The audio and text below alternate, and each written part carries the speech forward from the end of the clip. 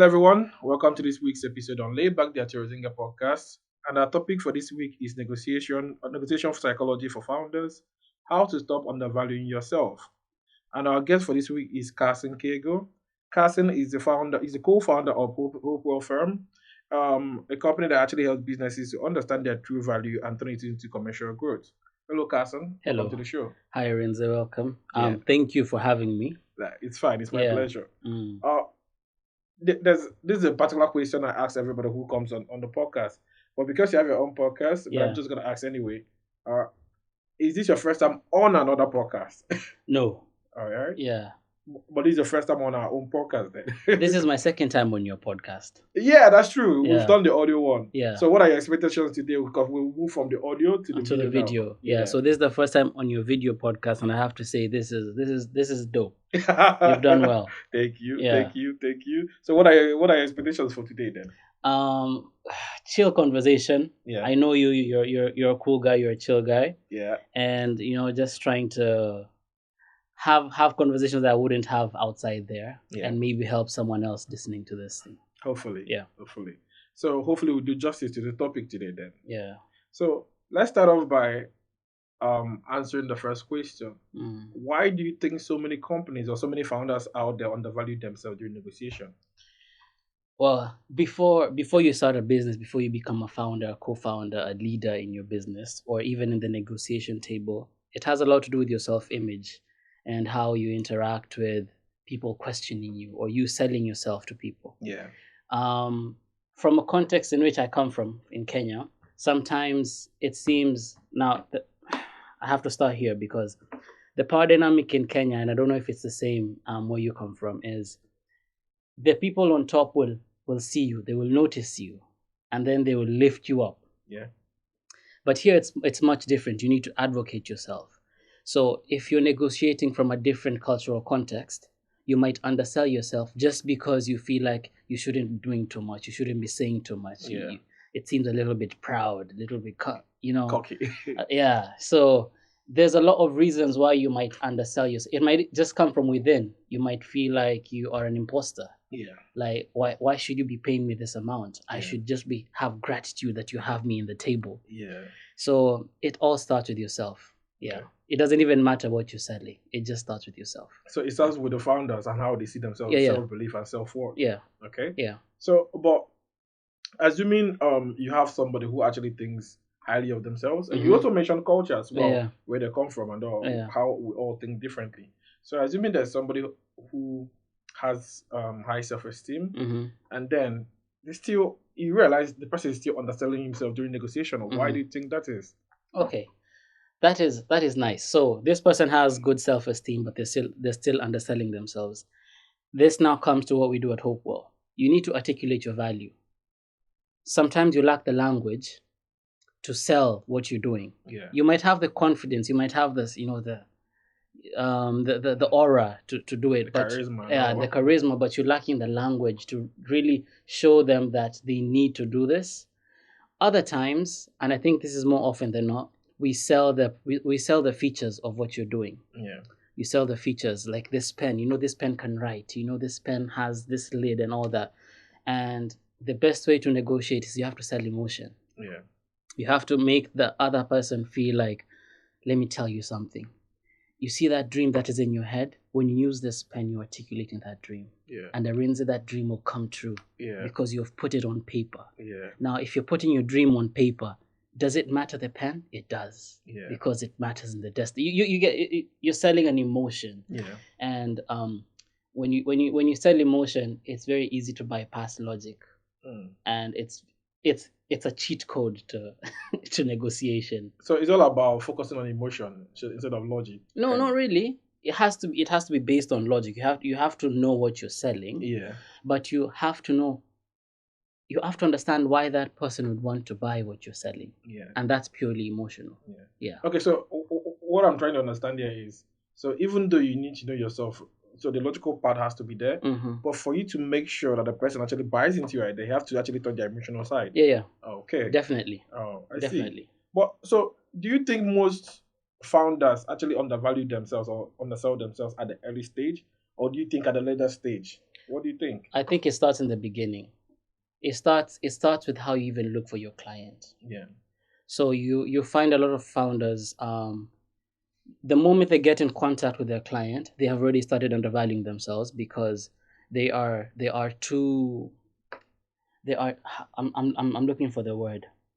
They feel like they are the client has too much power, where Yeah. they feel like it's they're so lucky Yeah. So to be in the presence of someone who wants to buy this thing that they're selling. So even from the word go, they're underselling themselves. And yeah. once the power dynamic is like this in favor of the client, it's very hard to tip For it you, back. yeah. Yeah. It has to be an equal. So you need to understand from the word go when you're sending this email, whether or not this person decides to buy from you or even go to that meeting with you, you're selling something good. Yeah. You've put in work. It doesn't matter the outcome. Yeah. And when the outcome comes to a meeting and you're now negotiating, you understand what you're bringing to the table, and you understand that this person needs what you they might not agree to the terms, Yeah. but we're gonna disagree on the terms, but we're not gonna disagree on the value because I know the value that I'm bringing. Yeah. Yeah. Yeah. That's a good point. But looking at it from another angle, do you think they undervalue themselves, like when their companies are at an early stage, for example, they're just starting out, so they don't know whether people are going to buy their ideas, Mm. or do you think they end up underselling themselves when they've already set up nicely, but Mm. now they, I don't know what's causing it now, they're still undervaluing and underselling themselves during negotiation. So when do you think that actually happens often? When they are starting out the company, Yeah. or when the company is already established? Um. So I think two things happen at the same time. Yeah. There's this personal confidence of the founder, the fact that they really believe in what they're doing and they're Yeah. able to sell it. Yeah. You have to get that for yourself, and you might not get that 20 years into your business because you're just maybe not a confident person. Yeah. You might get that from day one. Yeah. But then there is the natural growth curve that you'll have to do with your business, Yeah. in which you will mess up a few times because this is also new to you. Yeah. And I think that's okay. You have to give yourself some grace when you're starting it out, because after you doing this 50 more times, you'll understand like 45 people just need to hear this. I'll give you an example. I have done photography for a long time, and when I started photography, back in Kenya, I used to go and ask people, hey, we can take this photo shoot. This is a good occasion. It will, and I used to get a lot of no's, and some yeses. But over time, I used to pitch less, and people will just call me.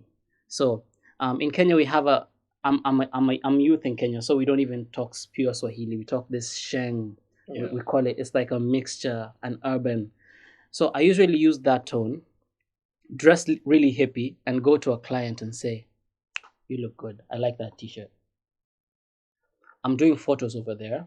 I have a client right now, but in 30 minutes, if you find me, we'll take some good photos. You look really good today." Yeah. And I go. And they come looking for you. They come. They don't even care about the price. Yeah. We'll start taking photos, and I'll tell them, by the way, this is the price. I'm like, Carson, you're serious? I'm like, you're serious? This is a good photo, good price, good photo. Come on, I'll pose over there. And after them overspending is when they'll realize, oh my goodness, I have just spent this amount on photos. Yeah. But I learned that now over months, over years of doing it and doing it. And by the time I was finishing, I was never actually selling photography. Yeah. So there's a growth curve you have to do in terms of just negotiation and selling something. Yeah. But yeah, you have to start with an internal confidence, or at least build it up from somewhere. That's very important. But just like you mentioned, when you started out, all right, you said you ended up reaching out to everyone. Yeah. But I think that's part of everything. Yeah, For yeah. example, when I started doing the podcast, I reached out to almost all my friends. Mhm. Some said yes, some didn't even reply, but I kept on doing what I was Yeah. doing. When I started selling my merchandise, the same thing. Mm-hmm. I called a lot of people. Some will pick up, so, but I think that's the first step. Yeah. People need to know what you have first. Yes. Then before you can now say, okay, do you know what?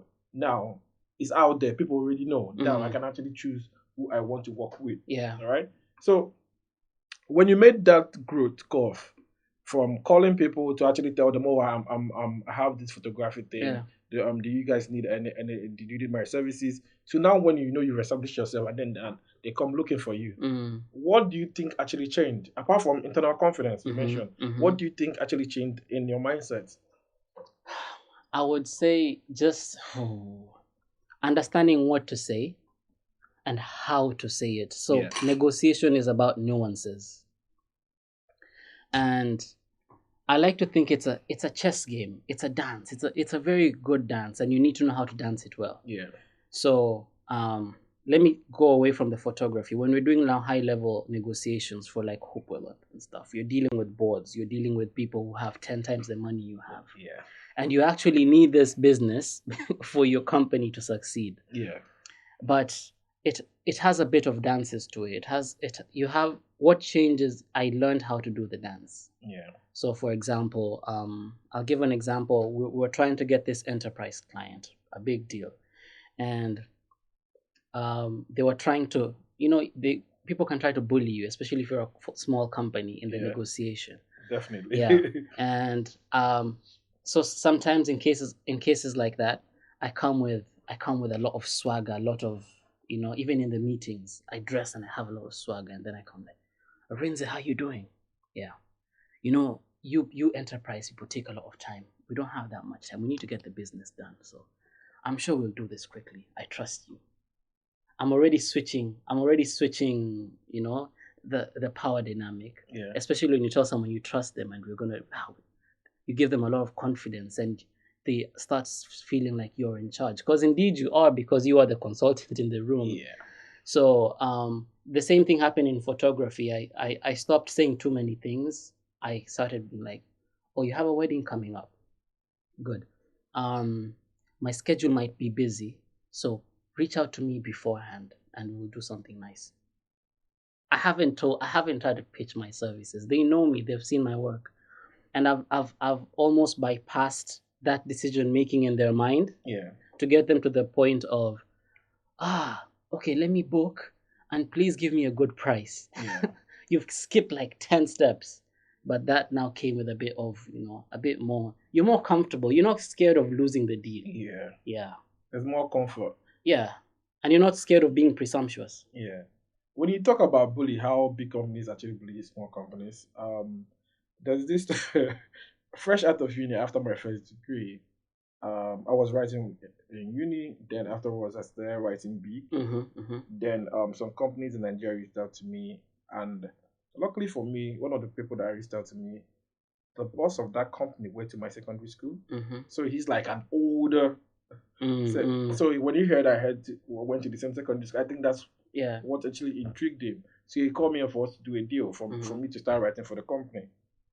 And during the negotiation, he offered me. I was so pissed off. Mm-hmm. But he taught me a lot, and he ended up becoming my mentor. But he taught me. He told me, "I'm going to stay on this call because I see you now. We went to the same secondary school, and I see you Mm-hmm. now as like my brother. Mm. But in negotiation, don't ever get upset." That's what he told me, and I Yeah. learned that. Mm. He told me that never ever get upset. Mm-hmm. I know what I'm offering you is small, but learn to counter it. That's what he Mm-hmm. told me. Yeah. And if he didn't tell me that, I would have just lost the deal entirely. Mm-hmm. I learned how to like counter it and then Yeah. get better deals.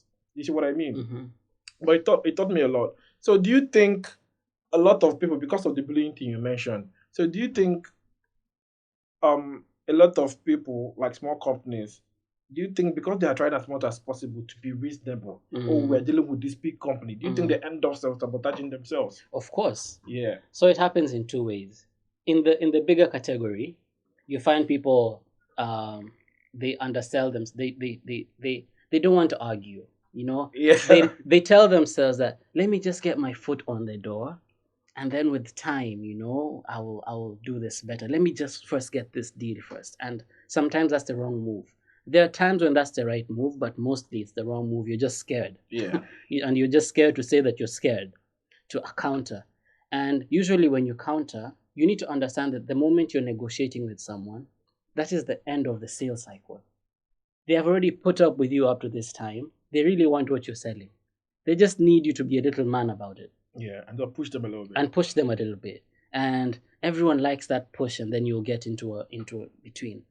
But then I said there were two ways. There's a second part of you get more experienced people who have gone into business and their ego is just too much. So from the word go, they don't want to budge. Yeah. And the negotiation style becomes very confrontational. They take it very personally. Yeah. They feel like if you're not gonna pay me 3,000 for this gig, you don't value my services, please leave. Yeah. And that's not the way to go about That's, it. like I said, that's what the Yeah. man told me. That's all about ego. Yeah. But he made me learn that as well because I was a young chap. I just got out of uni. Yeah. And I knew I was so good. I'm a good writer. So why you offering me this peanut? That's how I felt. Yeah. But because of the whole thing, do you know that we actually switched that business partnership, and I kept on writing even when I was doing my masters in the UK. That's how bad it was. That's how good I mean it was. Like we ended up being so cool with each other. But he taught me he was one that taught me that don't take your ego into negotiation rooms. Yeah. Don't get upset. If somebody doesn't know, make sure you know your value. Be always ready to walk away, but don't get upset. Yeah.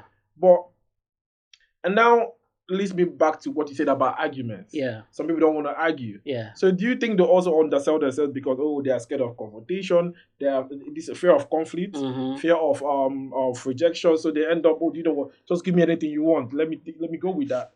You know, business problems are always personal problems. Yeah. So if you have a fear, as you said, of rejection, of confrontation, you don't want, that uncomfortability when things are awkward. Yeah. It will be hard for you to survive. Yeah. You need to be able to tactically argue. Yeah. So someone can say, oh, we can't do this because of this. You say, okay, I see that the problem you're having is that the length of time is too much. Yeah. Let's shorten the length of time and do this. So there are ways you can, because you're coming to an understanding. Yeah. Yeah. There are ways you can argue. It's not always about money. There are also other ways you can get value from this person. You're like, okay, if I agree to this terms, but you will have to have me as a retainer client and or retainer business, and we'll do this and this and this together. Yeah. Or you introduced me to this and this. There are other ways to go about it, and in the end, you can still leave the table with some value. Yeah. Yeah. It doesn't have to end with the money. Yeah. So it depends on how you look at it. Yeah. So that, because you mentioned money now, that will lead me to my next question. So do you think, or how much of negotiation do you think is about self-perception and rather than numbers or money? Because you did mention that negotiation is all about what the person is feeling. Yeah. Because the person may not be feeling so good. I don't know where the person is coming from. And then they come into the negotiation room and then you say something they're already pissed off, they're ready to walk away. So how much do you think negotiation is about self-perception rather than money or numbers? I would say 70% self-perception. Yeah. Because again, when by the time you're going to the negotiation table, this person knows you, and if in their mind, let me go back. In Nigeria, do you have hawkers? Yeah. Yeah. So when you want to buy a piece of clothing, Gucci, Gucci, those knockoff, and that person tells you 500, and you're like, no, I have 150. Yeah. When you're doing that dance, in your mind, the more you do it, the more that person knows that you actually want this thing. Yeah. So it's the same thing in negotiation. It's really about the money. It's how many times have you bought something that you clearly didn't have the money for, but you left there feeling, I can't live without this thing. I will call Carson. Can you spot me some money? I just need to buy this thing. I'll sort you out later. Yeah. So it's never really about the money. People can look for money in other ways, but you need to, by the time you're leaving there, you need to really sell what you're doing and the value of what you're doing with enough confidence that will inspire them to, money aside, I think this is a good deal. Yeah. And then you get statements like, when we're negotiating, and then I hear statements like, you know what, we're going to work together. Don't worry about that. Yeah. We're just going to fix, these are little things. You've already won that deal. Yeah. Because they've already accepted that we're going to work together. Yeah. That is given. So let us just agree on the terms of it. Yeah. And then if you're wise, you can know, okay, if you don't have the money right now, just pay. You can do 60% now and then 40% later. But as you said, if you're not in the right headspace, when you're negotiating, even if it's through emails, if you're not in the right headspace to tactfully do the dance, you will miss out on opportunities to, switch the conversation that, you otherwise you would have gotten, especially if you're very emotional. When you're emotional, some things can just bypass you because Yeah. you're overcome with emotion. Yeah, you don't think pro Yeah. clearly. Yeah. Yeah. So we've talked about self-perception now. So let's take it down to upbringing, Mm-hmm. all right, and cultural conditioning. Do you think that actually affect negotiation behavior as well? True. It does. Uh, I'll give you I'll give you a very wild example from my own childhood. Yeah. So my mom was a lecturer, and uh, my uncle and aunt are lecturers, and I lived with both of them for a long time. So by the time I was going to uni in undergrad, I saw the lecturers the way I saw my mom and my uncle and my aunt, and Yeah. I didn't see them as very big people. Yeah. So I often interacted with them at a very personal level. I'll call them by their first name, or Because that's what you're used to. I'm just used to them. I'm not seeing it as a big deal Yeah. because I'm seeing it at home every time. And it enabled me to get, of course, there's one or two people with very fragile egos and you get into problems. Yeah. Do you think I'm your father? And I'm like, yeah, but my father is also a lecturer. So, I mean, but mostly I got a lot of advantages from the lecturers just because I was very close to them and I didn't fear them. Yeah. Did that have a lot to do with me being bright? No, it was just my perception and how I was brought up Yeah. that lessened the distance between me and them. And them. Yeah. So the same thing happens in a lot of cultural contexts when you come. I was speaking to someone, when you come to the UK. The UK is a society in which um, there's a lot of equality. So you can call your boss Tom, Yeah. and it needs a lot of small talk, Yeah. and it needs a lot of banter. And if you don't engage in this, even if you're employed, you will not rise up the ranks because they just don't know that Arinze is really good at the job because Arinze doesn't say hi Yeah. or doesn't I doesn't just come, does it, just, ju- just does leaves. his job and leaves. Yeah. But if you go do that at home, you're talking with your seniors and you're banter. They'll be like, Arinze, I think do you not have work to do? Well, yeah. We're not mates. Yeah, we're not mates. There's so you have to and I've been doing this series on LinkedIn. You have to understand the cultural context in which you're operating Yeah. and understand the rules in it.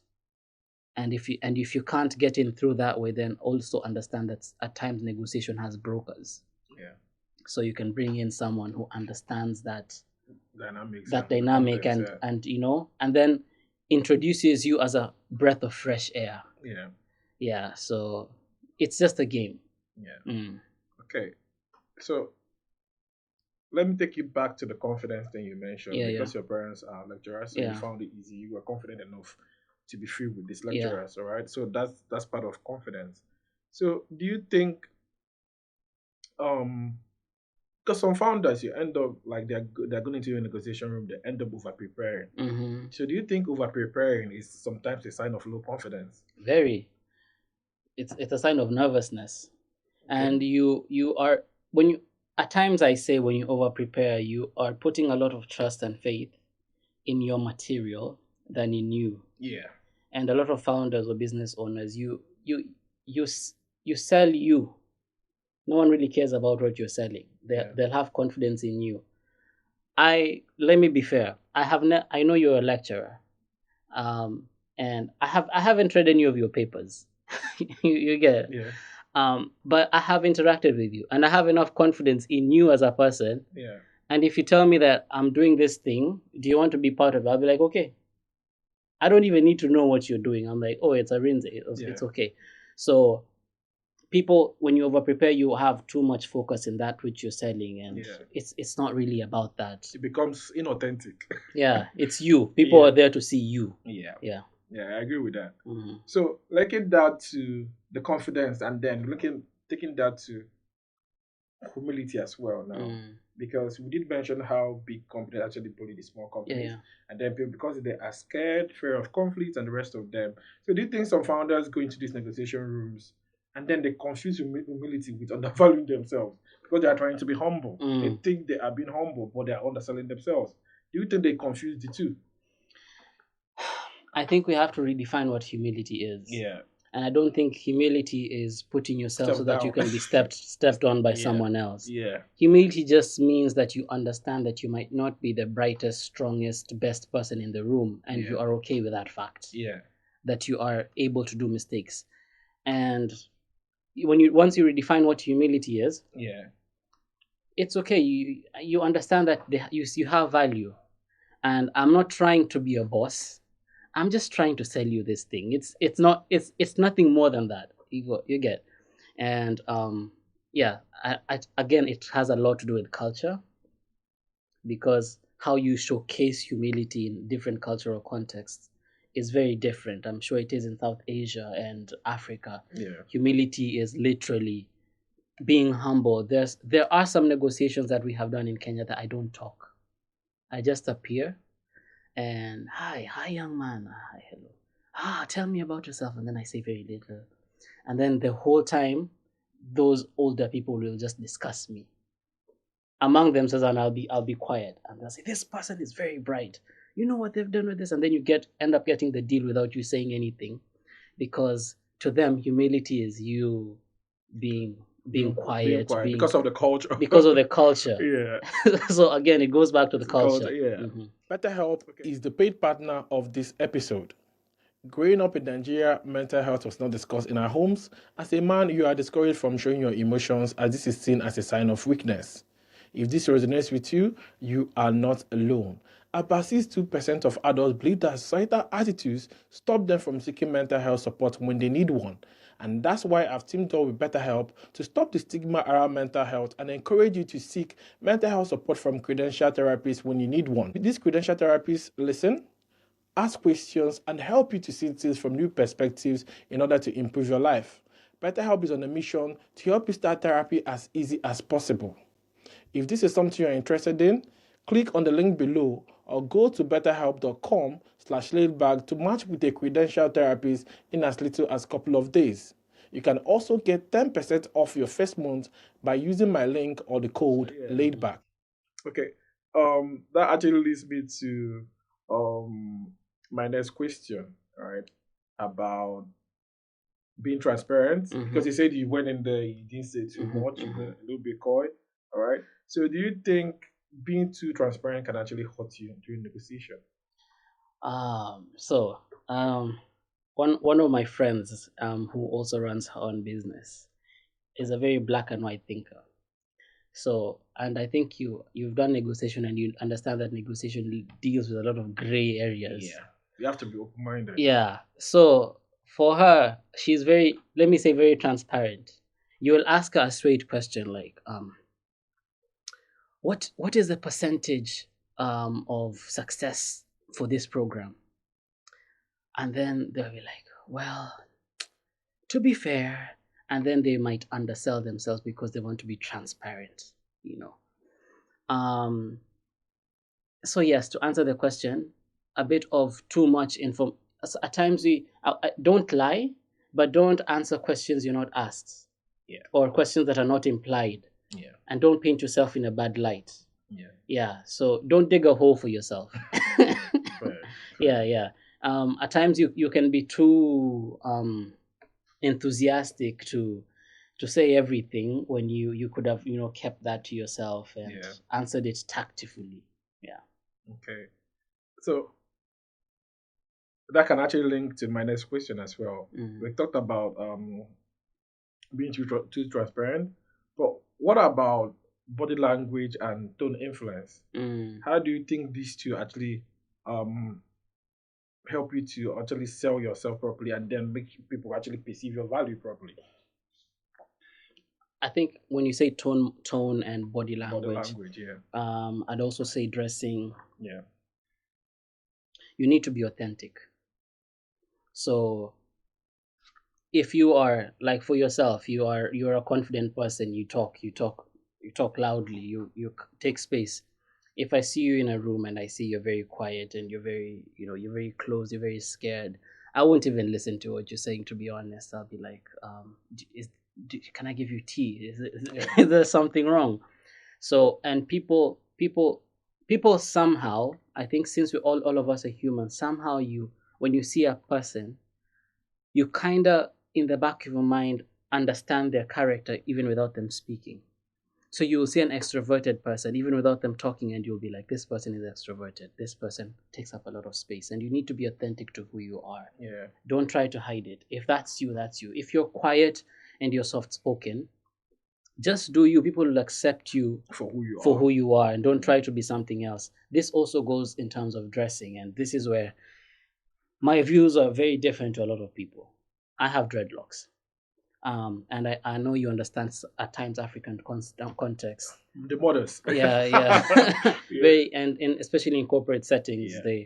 but I have entered places I've come in jeans and t-shirt. I'm looking clean, but I'm also just being who I am regularly, and they don't care because somehow they perceive that this is just who this person is. Yeah. And as long as you stick to who you are, you create a brand for yourself, Yeah. and people accept that brand. But if on the I usually say on the day of negotiation, please do not buy Yeah. a new suit, and try to put it on when you don't wear suits, because you'll be so uncomfortable.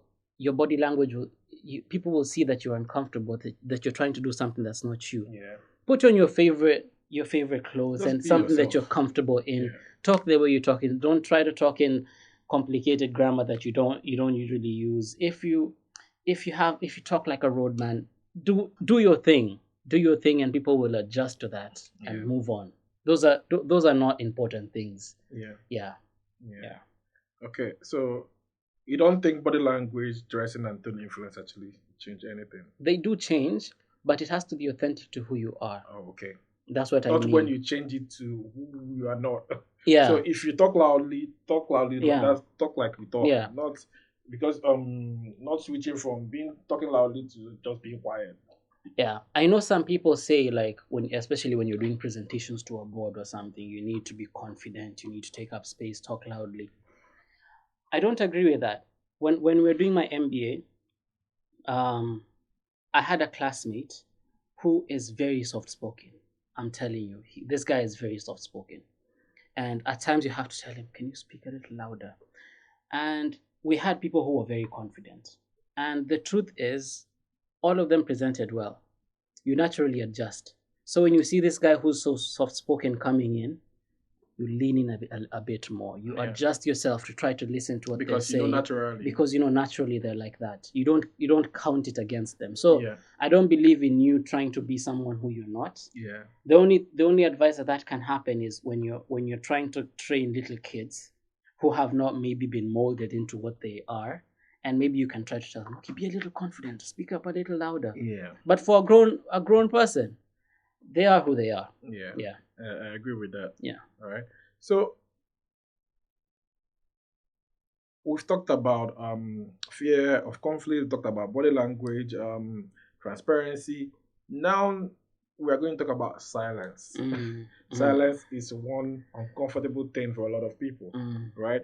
So why do you think a lot of founders rush to close a deal instead of just letting the silence actually work for them? I think founders, I think not even founders, just human beings in general Uncomfortable. are uncomfortable with silence. Yeah. They have to say something to just break that silence. Yeah. But the truth is, sometimes in negotiation, especially when for example, if someone I've had this happen. This is a true story. Someone said that, okay, I like what you're doing, and I think the price will work for us. And then I kept silent. And then they said, usually we don't do projects for a lot of things. They were just talking. We don't do projects we do it for, like, let me give an arbitrary figure. We don't do projects for 30,000 because that's a lot for our budget. Yeah. We tend to be around 15,000. And what happened is a funny story. When they were saying that, I choked up. And then I kept quiet because I was trying to, when you were trying saliva so that you don't start coughing. Yeah. But they were so busy talking, they interpreted it as silence. Yeah. And then they looked at me and said, Is everything "You know okay?" what? It's okay. We'll just do it for 30,000." You were so shocked. And then I was like, okay, thank you. So there are times in which you can, and silence at times brings the power back to you. Yeah, and this is always a game of power dynamics. Even Yeah, if this is a big company, even if you have Trump in the table here, once you are together, you always have an opportunity to assert your power. yeah, Yeah, because you're also a human, the way the other person is a human being. So at times silence, you know, reduces that power dynamic, and or increases it to your favor yeah. by you just keeping still, and because Just someone being is like, quiet. what is this guy thinking? Yeah. Yeah. I totally agree. And I know human beings are uncomfortable with Mm, silence. So if you can just keep quiet, no matter how much what the person is saying in the conversation that is pissing you off, mm, just keep quiet. The mm-hmm. person is uncomfortable. If you give any reaction, the person can actually understand that Yeah. what I'm doing is getting to this person. So let me just offer him not 15,000. Let me offer him Mm-hmm. 5,000. Yeah. Yeah. So do you think it's because of that discomfort with silence? Do you think that's why the founders end up accepting terms they don't even understand?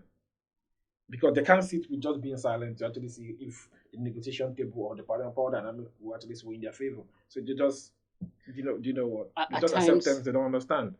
yes. Even in emails, you can even be silent in emails. Yeah, Some people are so eager to keep the conversation going. yeah, They don't know that they can use those silent breaks as a power play yeah, to show that you don't really need it. There's someone who told me before that when you're negotiating, don't let that party know you're going to die if you don't get this deal. This yeah, your rent is dependent on this deal, yeah. because then you've given them a lot of power. Then they can move you around. Yeah, they can manipulate you. So silence is very good, and silence indicates confidence. You have enough confidence in what you're doing. You're not perturbed. You're just, it's okay. When you even sometimes you can have people saying, okay, I'll get back to you, and then you're there on your DMs every day. Do you want no, when you're silent, be like, and not don't ghost them, because sometimes you need to remind people, Yeah. but be Not confident enough to, like, don't be there in their face every day. exactly. Yeah, Do you know that this works also in interviews? I know we're talking of about course.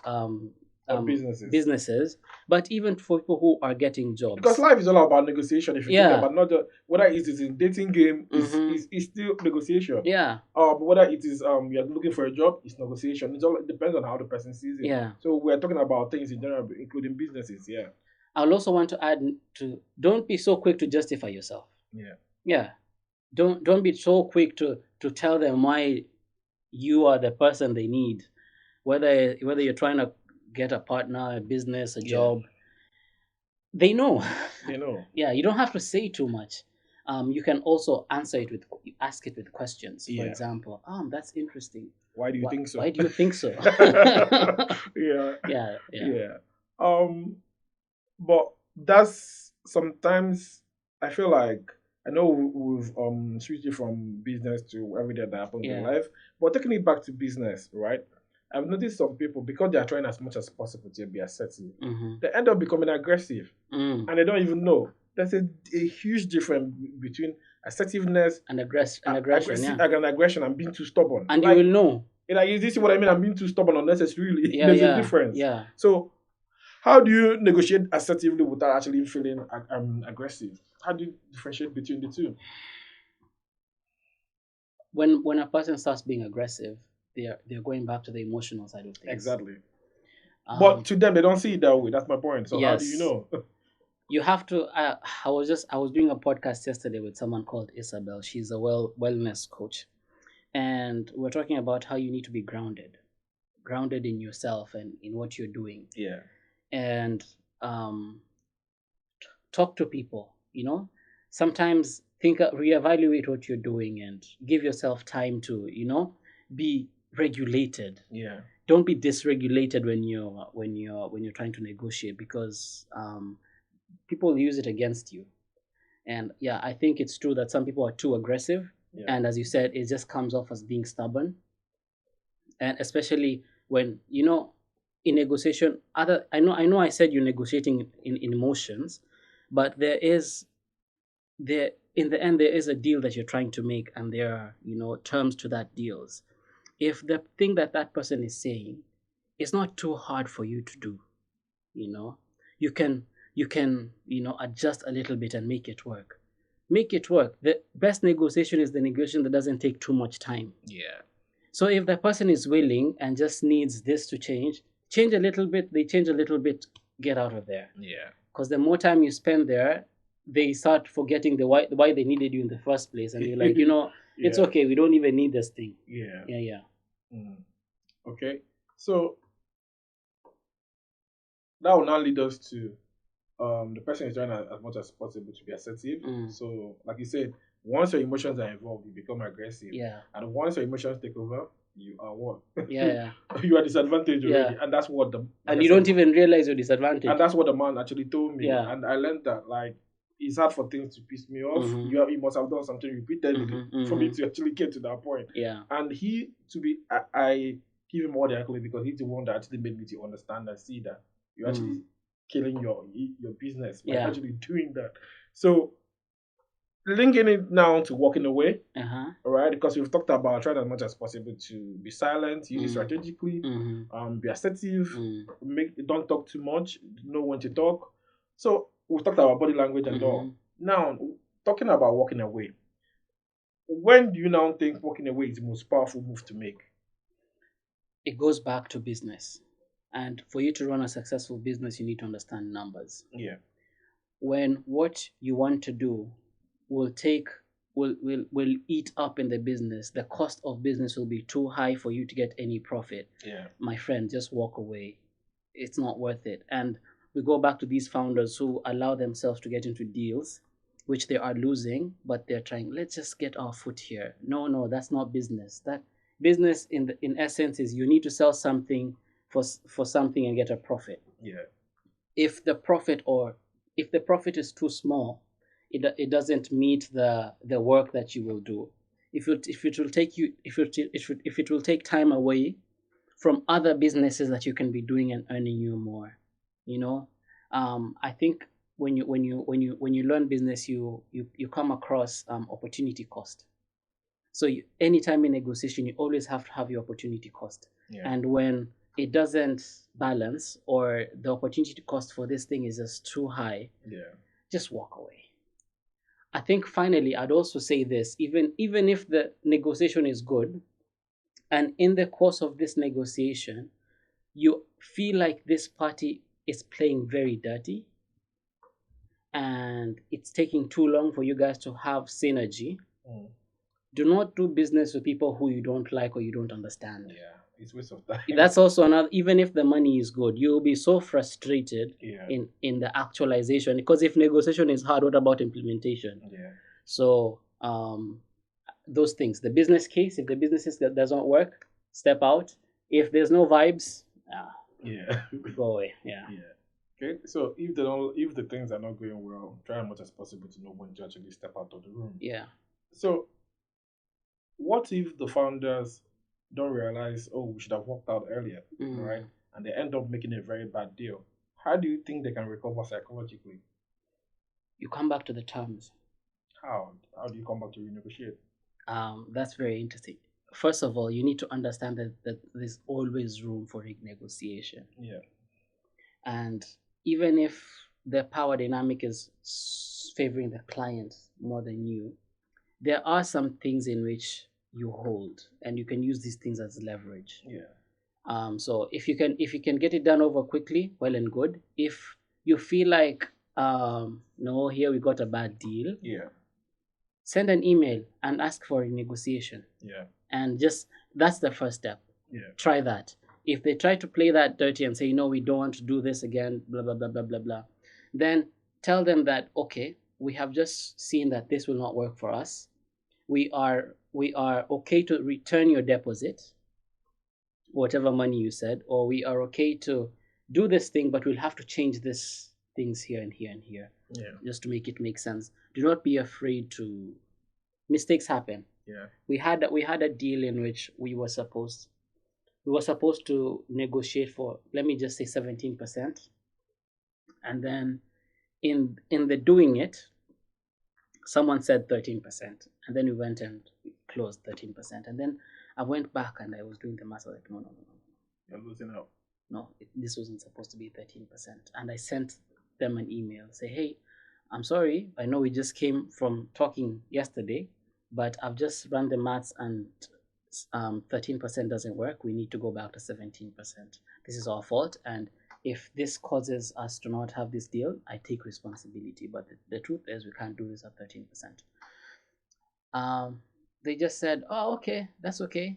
And we negotiated, we had a renegotiation. Now, me and the guy on phone without the board, without just me and them. And then they're like, okay, we can do 17, but you have to do this and this and this. I was like, yeah, okay, I'll take that. Since we made the mistake in the Yeah, first place, it's your fault. Yeah. I will take this and this and this, and then we just finish it off. So, Yeah. no, and people are not usually bad. They will just, Nah. yeah. It's just everybody trying as much as possible to get the better end of the deal. Yeah, yeah. That's it. Yeah. That's how I see it. But you just mentioned now how you actually went back to the table to Yeah. renegotiate. Yeah. So do you think, and you also mentioned about leverage as well. Yeah. Do you think, in your own case, you didn't wait for the leverage to improve before you went back? Yeah. But do you think a lot of people need to wait for the leverage to improve before they can go back and renegotiate? It depends with your confidence. That's a good one. Yeah. If you're confident in what you're offering and you know these people understand it, you can just go immediately and just renegotiate. And tell them, nah, you don't agree with this. Yeah. If you wait for leverage, a lot of things can change. Yeah. Yeah. I agree with that. So we've talked about so many things now about personality, being extroverted, introverted. Now let's talk about mindset. Yeah. All right. So what's the mindset sheet you think one can actually do to improve their negotiation outcome? First of all, listening to podcasts like this. Okay. Yeah. But you need to sit with yourself and be comfortable in your own skin. Yeah. Yeah. It always starts with that. Confidence is internal. And once you're confident with what you're doing, what you're offering, and you're okay, at first you're just okay with that. Then now you can go to these other things like what are some tactics, some tools you can use in the process. But really, you might not need it if you're just stable and confident and have a handle on your emotions. You know, these simple things that we need in everyday life. You don't need to be a guru to do that. It's just that sometimes these deals that we make are very essential to us, especially when you're starting up a business. Actually, every step of a business, that deal is essential. So you need to be, when I say grounded, you need to be able to realize that this deal does not define who you are as a person. Nah. Even if you lose it, it's okay. Yeah. You it's can not, get it's not the end of the world. Yeah, the person who got here can get another one. I am saying this right now. I don't know by the time this will be posted, but just yesterday, we have done a negotiation with a client, a prospective client. We've done it for 1 year, Rinze. Year of back and forth. That's a lot. Back and forth emails. We were at the table. We knew we were just waiting for a date to start. And then yesterday I got an email this long explaining how they had a board meeting and they had a restructuring and they have seen that they have internal capabilities to deal with this and they're very sorry it's after this long. So as I'm speaking, I'm very disappointed that I'm like, oh, have we just wasted 1 year of our lives? But no, we haven't. Yeah. Because we did a good game. Yeah. It can happen like Morocco and Senegal, and sometimes you just don't reach the finish line, and it's okay. Yeah. But you learned every negotiation, you learn lessons that you can something. apply to the next one. Yeah. So now I have to practice what I'm preaching, where I need to be confident that the Carson who got the deal in the first place can get another deal. Yeah. And be okay with that. And so I text them, said, no, it's okay, it's all right. If you need us in the future and success in what you're doing, and you take a walk, do some deep breaths, and you move on. Yeah. So yeah. I agree with that. Like I've mentioned, the man that really helped me. I think running a business actually helps you to become more emotionally intelligent. Yeah. And that's from my own perspective. I may be wrong, but because you realize it is okay to feel how you feel. Yeah. Just don't be reactive. Like you Mm. said, go for a walk, take a deep breath. Mm. I think walking is the best thing that can actually happen to you. Not Yeah. even running, Yeah. walking Yeah. is the best thing that can Yeah. actually happen to you. And I think it is okay to be disappointed because you guys took a year. That's a long time. You know the effort and everything you put into it. But I can assure you from experience, if you maintain that relationship with that company, you may do better deals with them in the future. That is very true. And that's from my Yeah. experience. Yeah. But because I made a mistake early on as a child, Mm. like the man told me, you don't do that. You Mm. maintain, because even for example, this podcast, Mm. there are certain people I know I reached out to, and the way they did everything, it wasn't good. Mm-hmm. But at the end of the day, some of them have come back now and Mm. have done better deals with them. Yeah. Yeah. So I don't think you should take it so personal. Like, if I know it will hurt because you didn't like the way the person spoke or how everything ended. But like you said, go for a walk, take a deep breath, Yeah. and then everything will be fine. Yeah. So, but because of time, I'm going to ask you one more question. So, if you want any business founder out there to remember anything about negotiation psychology, Yeah. what should that be? I would say it starts with you. Have a good relationship with yourself and understand yourself and be confident in who you are as a person. Yeah. And bring that to the negotiation table. Do not put your trust in other things, Believe in what you're doing and believe that you deserve to be in that room, you deserve to be in that Don't. space. It's okay to feel like an imposter, Yeah. but don't take it too. Yeah. Don't take it out on yourself. Yeah, don't exactly. Yeah. Exactly. And usually even understand that even the other person in that negotiation table really wants this to work. Exactly. Yeah. No one is out there to get you. Yeah. There's this song by an artist in Kenya called BN, and it's called All My Enemies Are Suffering. And I like the song, but I know that from where we are, sometimes you have this mindset that there are people rooting for you to fail. No, people have so many things happening in their lives. They don't really care about you that much. They don't really care. Yeah, so when you go to that room, that person at the end of the table also wants you to succeed as much as you want them to succeed. So just be easy. Yeah, exactly.